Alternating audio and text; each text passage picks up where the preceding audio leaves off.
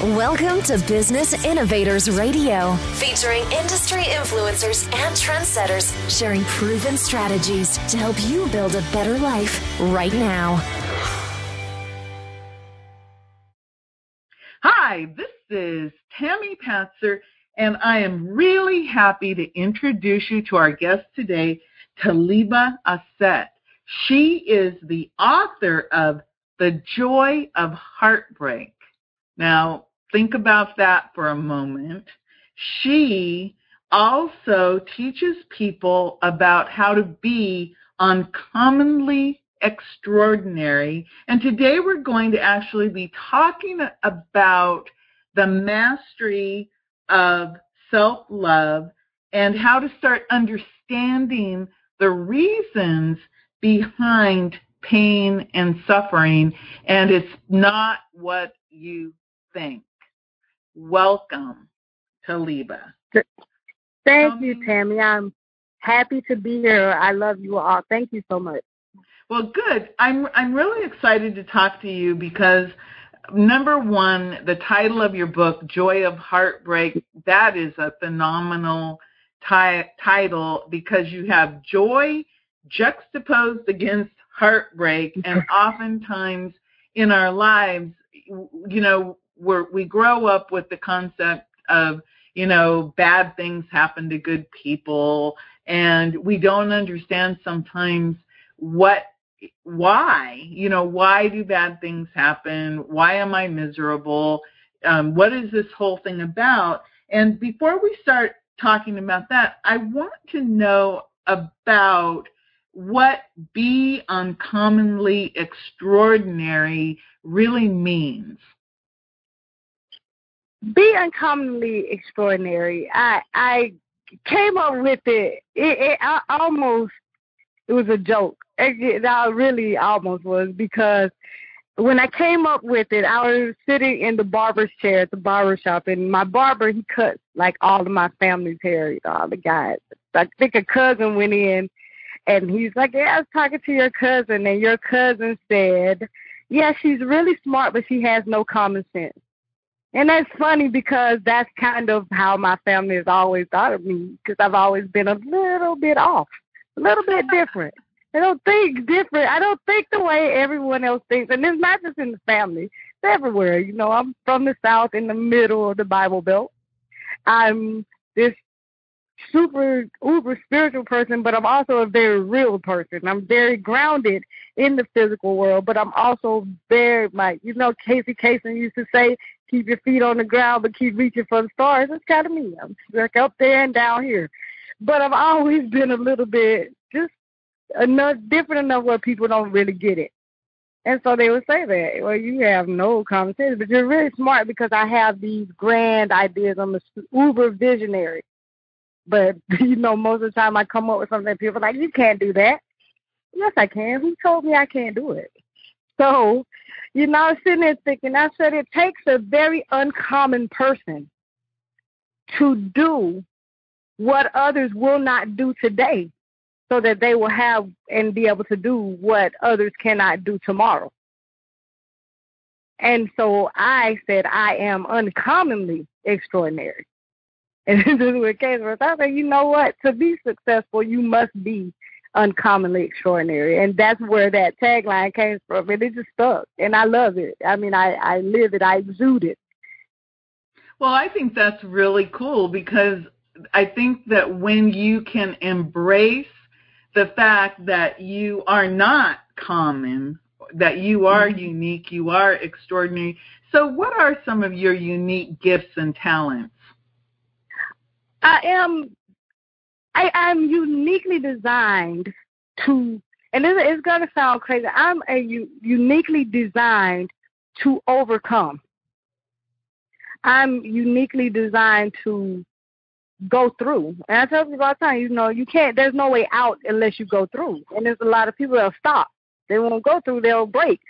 So I'm able to bend. I'm more like a reed. I'm uncommonly able to bend in order to not break.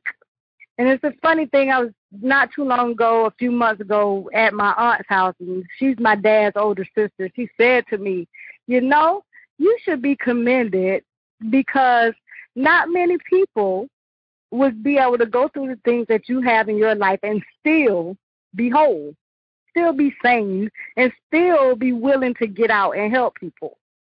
I was like, that's funny because I just kind of go through it. It is what it is. I take it and I go. There was a time in my life, though, where I felt very unloved, very much alone. I felt like, why is it that all these things happen to me? Why is it that I'm always in so much pain? Why does it hurt so bad to live? I don't do anything to anybody. Why? That's a very miserable way to feel. And I went on, almost by accident, I ended up embarking on this great, if you will, spiritual journey. So during this time, when you were obviously going through whatever life, and you were saying, and you were in some, what were, like, you don't have to go into great detail, but what were some of your life challenges where you were feeling so unloved and pretty much being pushed to the floor, and you were saying, why? Why is this happening to me? And what happened that made you realize that there was a reason?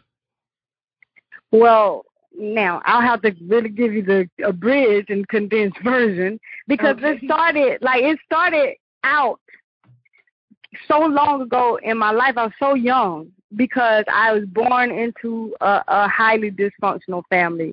I was born to a family where discipline was actually humiliations, put down, insults.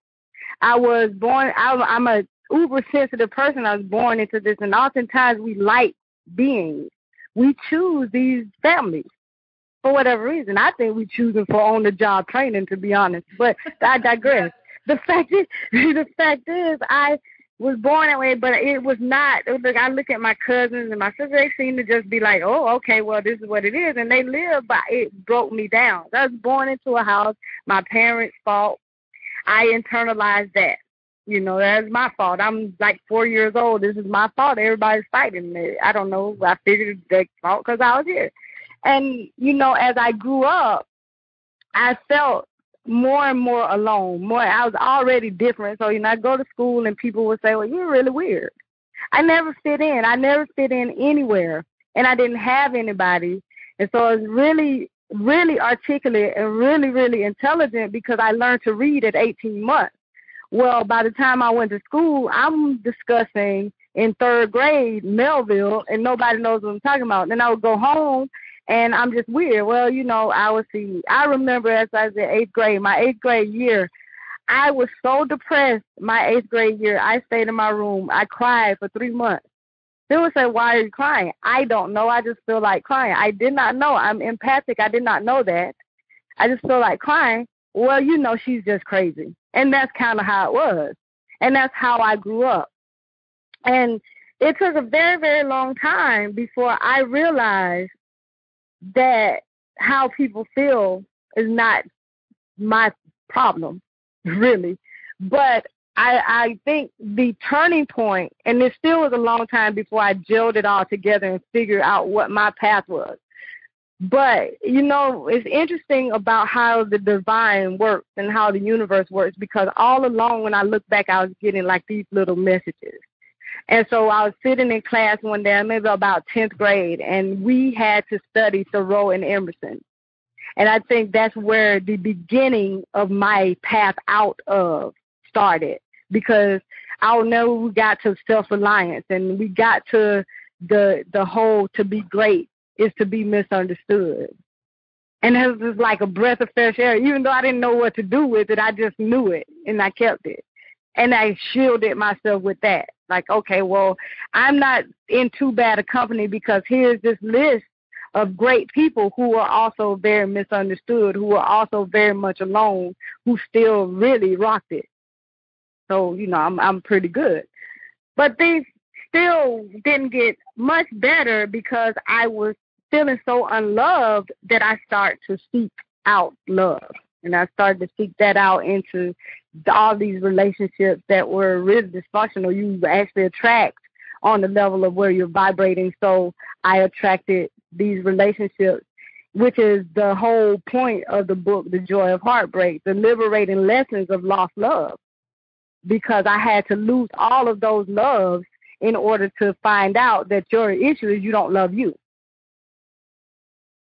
Wow, So, that is phenomenal. That really is an interesting insight, because what you said is, you said that as a little girl, you always felt kind of like it was your fault, when obviously it's not. You're a little kid. It isn't your fault that you did probably choose to go into that situation for a life lesson. And and an empath, people who are empathic, yes, you feel other people's pain, you feel other people's emotions, and when you don't know how to block it, you become like this person who you're carrying on the woes of the world, because you don't know how to deal with it.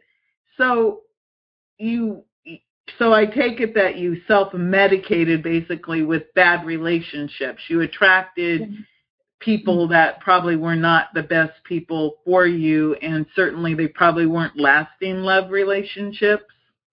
Well, some of them did. Some of them did last, because the book is only, I think it's about around 50 or 60 pages. And the book actually it's my story, and it goes through, it has titles, but each of the titles is a different guy. And it's the lesson that I learned. So, I didn't want to put the guy's name. So this is how I see this. So I have the infidel, and I have the narcissist, and I have Buck, and I have, Gee, did we date the same guys? Yeah, that's funny.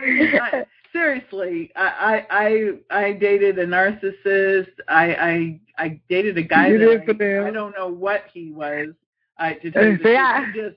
He just like left me, one day, and it was like, whoa, I don't know what to call him. And then I married a guy that was a perfectionist person who tried to turn me into somebody else. So, so I don't know. We must have. At least they were brothers. Brothers. But I did, and I came. It's so funny, because I tell people, I appreciate these guys. They're right now really good friends of mine, each one of them. How do you do that? Well, I forgave them and moved on, And so the book actually opens and closes with my twin flame. It opens. I met him when I was 12 out in the yard here. Okay. And so he opens the book and closes the book, and it's all about all the things that happen in between with us, with me growing through all of this pain.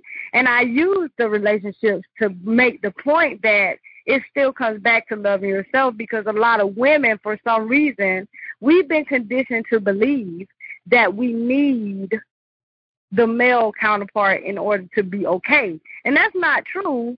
Even though you don't have to be out here by yourself and be bitter toward every man and hate man bash. It's just that you can be okay by yourself. In fact, your relationships with men will go better if you are good with yourself. If you're bitter, nobody can make you happy. I guess that's the gist of it. No one can make you happy. No one. There's no person that exists that can make you happy. If you're unhappy and bitter and miserable inside, and you meet someone, you're probably only going to succeed at making them miserable and bitter inside, because you're never going to be satisfied. Every single time they will fall short of doing what you need them to do, because you're looking outside for something that you lack inside. And it's the love of yourself. And you love yourself, you won't accept, and you'll stop giving discounts. Your boundary gets strong. And then in the book, I talk about boundary, and I talk about how you will become where you will bargain with your authentic self in order to get the validation from outside, because you cannot self-validate. I remember I read a quote one time that says that the woman that needs no validation is the most spirit individual on the earth. Wow, that is powerful. So I'm actually looking at your book right now, and I'm very intrigued by something that I'm seeing in the dedication. In your dedication, you're talking about the divine angels, archangels, ascended masters, guides, and muses who have provided you with constant inspiration and strength. And, of course, you also had some humans in there, but I'm interested. I'm interested in the guidance that you have received from the divine and your angels and guides. Can you talk a little bit about that? Yes, I can. Even when I did not know it, I believe that I have been divinely guided throughout my whole life. I can look back even all the way into childhood because I had a very unique, I think unique for the area that I live in, childhood, where I kind of always kind of just knew, I kind of just know things. Like, I just kind of, even though I understood that I was different, and, I was even diagnosed with bipolar disorder. I was even put on medication for a very long time. But even when I was in, like, the throes of being bat in the belfry crazy, and I really was at one point, and I talk about that in the book. Even then, even when I look at other people who have, different issues, there was something inside me that could take, like, I was aware. It's almost like standing outside of myself looking. And I was aware, like, you know what, you're being really crazy right now. And I was also saying, but I can't stop. And even that, like, is a unique thing to be able to stand outside of yourself. Even though I had no idea about spirituality at the time, I may have been 8 or 9 years old, but I was able to stand outside myself and say, something's not right. Something's wrong. And because I was able to do that, I also would find things. Like, I would find books. As I mentioned before, I learned to read when I was 18 months old. I learned to understand words, and I developed a love of words and speaking and reading and writing at a very young age.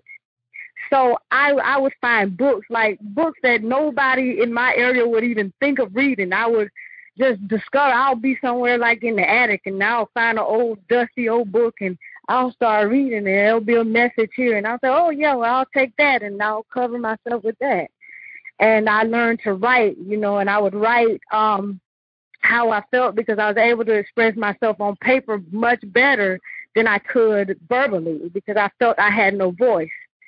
So I would write and write and write and write. And this, I would even be somewhere, like I'll be out and about in the grocery store and I'll hear 2 adults talking and they'll say something. So I felt like, I had this. Even though it was coming through other people, I felt like someone's speaking to me. There's someone guiding me, and there's someone, even though everything is bad, saying, look here, you keep going, it'll be okay, it'll be okay, it'll be okay. And I kind of just intuitively knew that.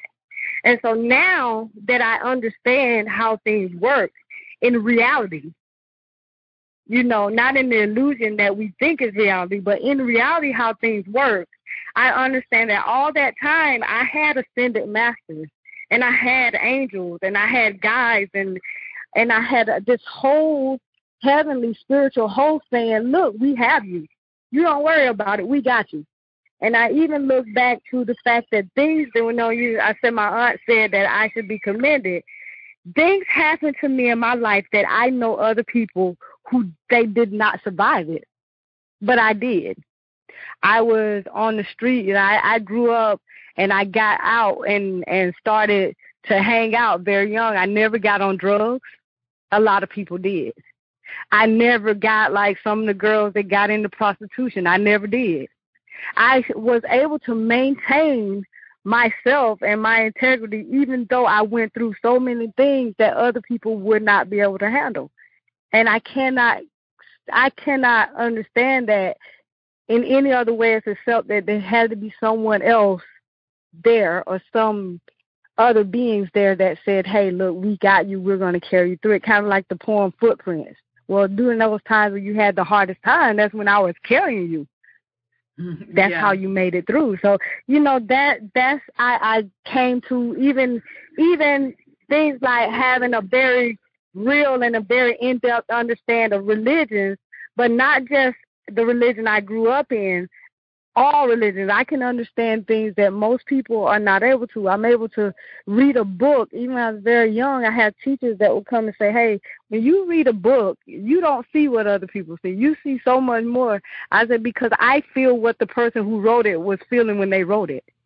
I can hear in my mind how they said this word.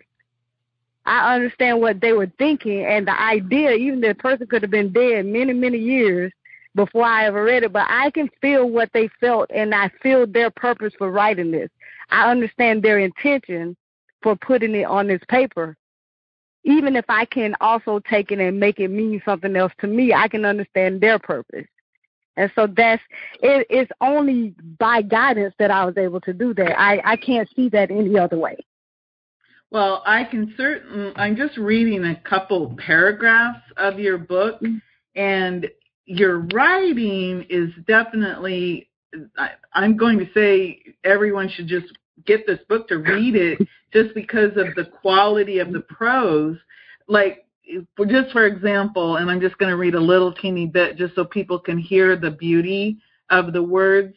You're talking about love, and you say, then out of nowhere, we are hit with an unexpected and powerful force, the likes of which we have never experienced. We are going about our day as usual and invariably become blindsided by the L word, love. It comes like a thief in the night and steals whatever you have left of youth's innocence. It sweet talks us in its lullaby voice into the sleep of surrender, and then more times than we care to enumerate, it pulls the rug from under us and crushes our hearts under the weight of confusion. That is just so beautiful to express that feeling of love. And I was reading more of your book, and it just flows so beautifully. And then I also noticed that the price of the book is $4.44. And of course, that is an angel guidance sign. Very, very interesting. So I want to ask you a little bit more about your services and who you help. Tell me a little bit more about who it is that you work with and exactly what you do to help them. I primarily work with women. I have a very, very soft spot in my heart for women. I understand them very well. I understand men very well, too. It's just that I believe with all my heart that it is the women who will fix the men. And if you get right, they'll get right, because they kind of follow us. That's the reason why when you go to the nightclub, they have ladies' night, the ladies get in free, because if the ladies are there, the men will pay. They'll go where we go. That's the reason why your husband doesn't know where anything in the house is, even though he's been living there 30 years. He has asked you, what is this? What is there? Where is this? It's the same place it's been the last 20 years. It's like they follow us, and they will get right. And then with the children, too, you're your children's very first educator. So when we are not whole as women, we're not able to serve those who are coming behind us. When we're not whole as women, men learn nurturing from us. They learn nurturing first from their mothers and then their wives. And if you don't have that, you're not able to nurture yourself. You can't teach him that. And then you're going to be mad because he doesn't know. He's just oblivious to that. He's not hardwired for it, but he can learn it. Same thing with the children. The children won't come up right if you're not right. So if you get yourself together as a woman, everybody else will fall into place. And that's one reason. I work with women, too, because I intimately understand the pain that women go through. We have such a hard way to go as women. We're the workhorses of the family. We're often the tie that binds. We're supposed to be these pious and refined and wholesome people, all the way to the point that even something like our sexuality is repressed so much until it drives us crazy. Either we're going to go to the one extreme or the other, and we don't ever, we have become very, very good at taking care of everyone else and very, very bad at taking care of ourselves. Well, and so I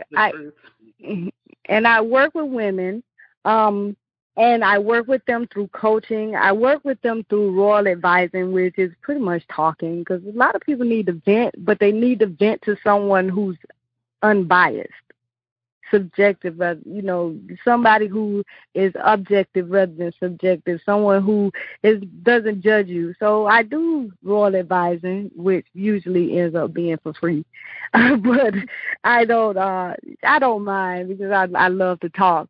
I do coaching. I do speaking, so I speak to women's groups, and sometimes I speak to schools and work, the jobs and things like that. And then I write, and my books are always geared toward women. And if you notice, I always write my books as they come out as letters. I write everything like I'm talking to you. I don't, and that's the way that's my style, and I don't care about the rules and how it's supposed to be written. I write it the way that I would say it if you were sitting in front of me. And so I provide the coaching services. One of my big coaching services is Let Go and Live, which is a 12-month program where you will start off by, the very first thing you start off is you create a suffering inventory. And we work with that throughout the months. And what we come to find out is that your suffering has a purpose. Once you figure out the purpose, you know how to live, not by avoiding pain, but by accepting it, feeling it, allowing it, releasing it, and moving on. Can you repeat that? Okay, I was just saying that my 12-month program, it begins with the suffering inventory, where we'll sit down and we'll create an actual list of things that cause you to suffer, things that cause you pain. We take that list, and throughout the whole program, we work with that list. And by the end of the program, what you come to find out, that there's a purpose for your suffering. The purpose for your suffering is actually growth and refinement. Your purpose for suffering is actually so you can be better. So once you do that, you find out that with pain, you can't avoid it. So rather than working to avoid it, because resistance of pain is what causes suffering. So rather than working to avoid your pain, you learn to accept it, embrace it, feel it. You learn to release it and move on. You move on to the rest of your life. Or either you're going to just stop and get stuck and you're never going to get anywhere. That's what causes you to be bitter and hate everybody. What I think is so important about your program is, number one, is you take the time to work with somebody over the course of 12 months, because we live in this instant, quick, I want it now world, and the process of change obviously doesn't happen, in a split second, like when we're on Facebook or something and it's like, boom, instant this, instant that. So the reality of life is real life takes time to change, and then you're there to guide them and hold their hand and talk to them and help them, do the processing of all of this. I think that's really, really important to help people to do that, and then to actually understand that when you're feeling this pain and when you feel this suffering or whatever it is, that you are actually being led to learn about your life's purpose so that you can move forward. What would you say is the biggest lesson or truth that you've learned so far in your life? The biggest truth that I've learned in my life is funny that everything is my fault. I'm sorry. Everything is my fault. That was my and best, it's so, it's everybody's always, and it's such a liberating thing when you learn that everything is your fault. Because I tell people, I remember I was writing, and I first was, trying to think about a book, and I'm actually going to turn this into a book. I haven't decided how to do it, how I want it set up yet. But I remember writing, and I said, before you get mad at me, because I was talking about how you create your life the way it is. And before you get mad and you sit there and say to me, well, you're saying that my mess is my fault. Well, before you get mad, consider this. Yes, first of all, yes, it is your fault. Secondly, understand the implications of it being your fault, though, because when it's your fault, you can fix it. When it's his fault or her fault, you can't get it fixed until they decide to fix it. So what are you going to do? Which would you rather have, control of, or have it controlled by someone outside of you? Well, I think I'd rather be in control and walk away if that person isn't fitting into the plan. But I think you're absolutely right. When you take responsibility for whatever is happening and whomever you're attracting, that gives you the power. And when you are looking at it from the other point of view, blaming somebody else, they have the power. Right. So you're making yourself, you're creating your own powerlessness. Yeah. So I would much rather have the power and deal with it from that. I also wanted to ask you about if somebody is wanting to develop their spiritual talents and gifts and, figure out who in the heck they are, or, like who are their angels or, their guidance, what would you suggest that they do to start on that path? One of the things that I always suggest, and I'm a big advocate of, is meditation. Lao Tzu said that when the mind is still, the whole universe surrenders.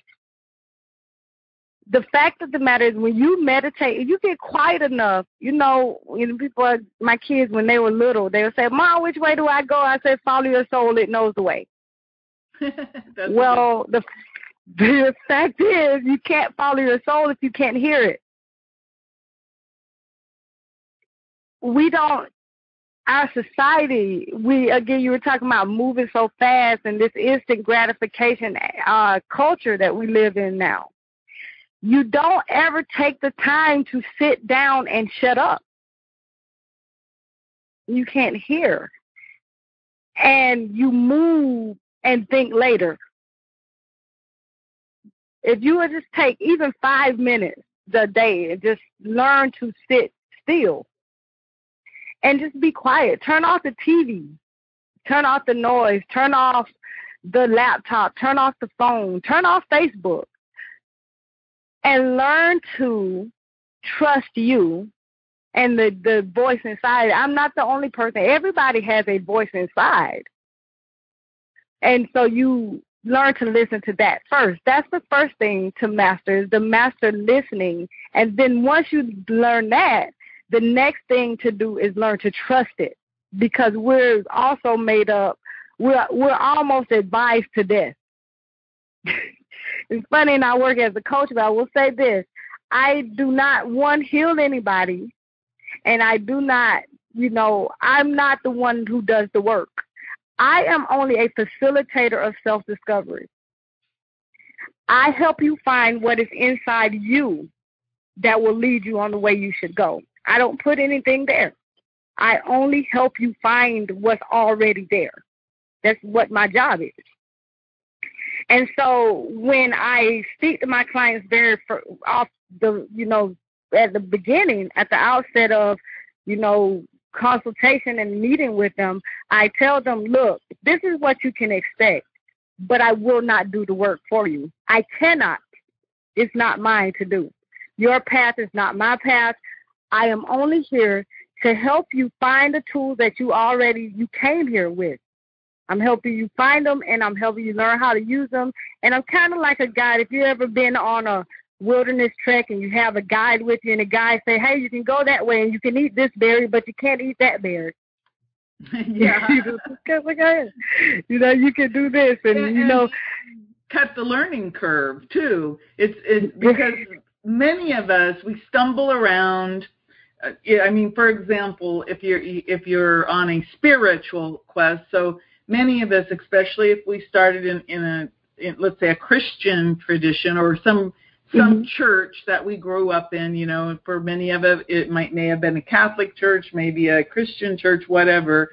But so that's our exposure to spirits, you know, to God or the universe or angels, and maybe we grew up where the Bible was the only piece of information, but then as you grow up, you start to explore, and maybe you learn about, you know, different religions and different belief systems, and you start to put together, you know, what you feel is right. And then sometimes people don't like what you end up thinking, you know, because, like, you know, that maybe you don't think that only Christians are going to go to heaven, you know, I mean, as an example, but you do. It's a long growth cycle, but it's almost like, you know, they say that when the student is ready, the teacher will come, and it is like somebody will show up in your life, and all of a sudden you're noticing that your learning curve is, you're learning and learning and learning, and a coach like you or a guide like you can help people to shorten that learning curve, and not have to feel like they're a fish out of water, you know, or floundering around trying to figure out. Because if you can say, hey, I'm here to help you find what's inside of you, and then you're also somebody who can hold them accountable and also answer questions and help them make those connections. I was going to ask you, you were talking about meditation. Do you have a short meditation or a prayer or a poem or an affirmation that you can share with us? I can pull one off the top of my head. Whatever, but I always, in the morning when I get up, and, you know, my connections are Native American, so I always say in the morning, you know, Sankashalo, which means grandfather, and then you guys say Ochimala Yay, which means have pity on me. Now, I have great trouble.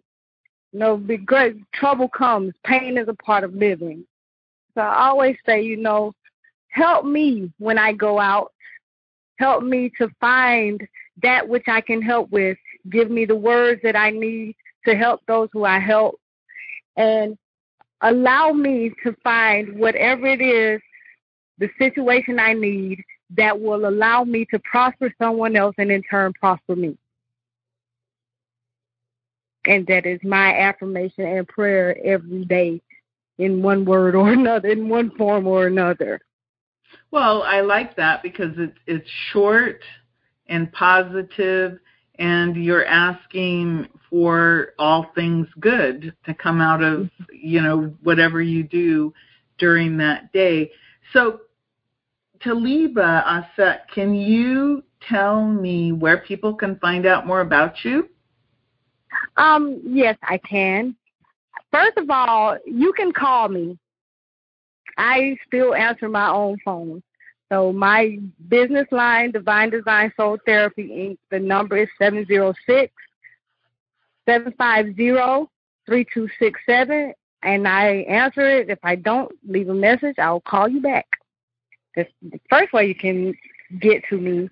The next way, because I'm now currently redoing my website, so it's not up now, but you can find me on Facebook at facebook.com/Mapia Hawatapi, and I'll spell that for you. It is MAH as in Henry, PIYA, H as in Henry, AWACIPI.